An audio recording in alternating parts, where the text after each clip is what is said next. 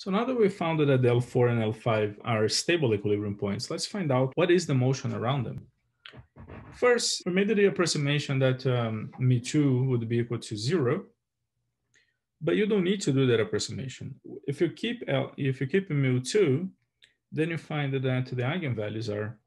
So in fact, that's not true. The L4 and L5 are always stable. The eigenvalues are going to be purely imaginary only if the condition that the argument of the second square root is positive. That means, so you can solve that for mu2 and find that L4 and L5 are going to be stable if mu2 is less than, it comes from solving a quadratic for mu2. The root of that is about 0.04, 4 times 10 to the minus 2. That is 40 times more massive than Jupiter. So even for Jupiter would need to be 40 times more massive for L4 and L5 to be unstable points. Essentially, we need to replace Jupiter by a massive brown dwarf. So L4 and L5 are stable for the configurations of the solar system. Now, that is not the case for all planet-moon systems. For the moon, mu2 is 10 to the minus 2. For the Pluto-Charon system, it's 10 to the minus 1. So the Pluto-Charon system does not have stable L4 and L5 points. Right, so let's do the approximation here that mu2 is non-zero but much, much less than 1. In that case then, for mu2 not less than 0 but much, much less than 1, then the term in the second square root, let's keep only the linear term and Taylor expanded the square root. So plugging back and then in the eigenvalue, putting the square root of 2 inside the square root. So we have two kinds of eigenvalues in modulus. The first ones have modulus square root of minus 1 minus 27 over 4 times mu2. And the two other eigenvalues then are minus 27 mu2 over 4. So these are both purely imaginary numbers for small mass ratios. So they're both oscillatory solutions. Now, remember that these eigenvalues, they are the frequencies of the perturbation motion around the equilibrium points. That's how they appeared in the theory. So what you have here is a sum of cosines and sines with two different frequencies.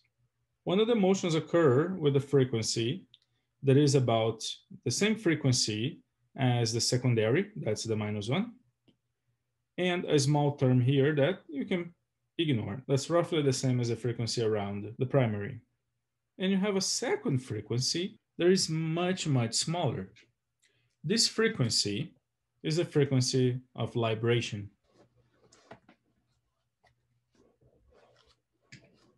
which occurs in a longer period of motion. As the motion is the superposition of two sines, you can think of them as two epicycles. You have one epicycle, which is the one with the period equal to the period of the secondary. And this motion then is the empty dot here around the equilibrium point L4. And then on top of it, you have a secondary epicycle that is a libration one that is going around this first epicycle. The trajectory of the particle around L4, the particle here being this dark point, is drawn here on the figure on the right-hand side.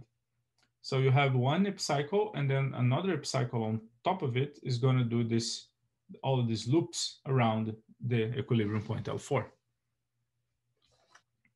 These are also called epicenter and epicycle. The epicyclic motion is a smaller ellipse, and the motion of the epicenter occurs in the larger ellipse. So this is the motion around L4 and L5. Now we should remember that these types of motions that we found were for small perturbations around L4 and L5, and by implication and also small amplitudes of libration. If we have larger displacements, then this analysis is not valid. But we can always do numerical integration of the equation of motion to find out what the motion will be. So these figures here, they show two separate trajectories that were obtained by integrating the full equations of motions for starting conditions in the vicinity of the L4 point for mu2 equal to 10 to the minus 3, which is the mass of Jupiter. The figure on the left-hand side was started closer to L4 than the one at the figure B on the right-hand side. So these orbits are referred to as tadpole orbits because the elongated shape of the orbits resemble a tadpole. Motion around the L5 point is identical. Now, what would happen if we start to increase the distance from L4 even further? In that case, we end up with horseshoe orbits. The orbit will go around both L4 and L5, passing by the L3 point. The initial condition used here on the figure on the right-hand side almost completely suppresses the libration, the epicyclic motion, and therefore the orbit is almost only the zero velocity curve. This figure here, or here on the y-axis have the semi-major axis, and on the x-axis you have the angle, shows when you pass from tadpole orbits around the L4 point, to more elongated tadpole, and then eventually you end up with a horseshoe orbit, which is the orbit that goes around both the L4 and the L5 point.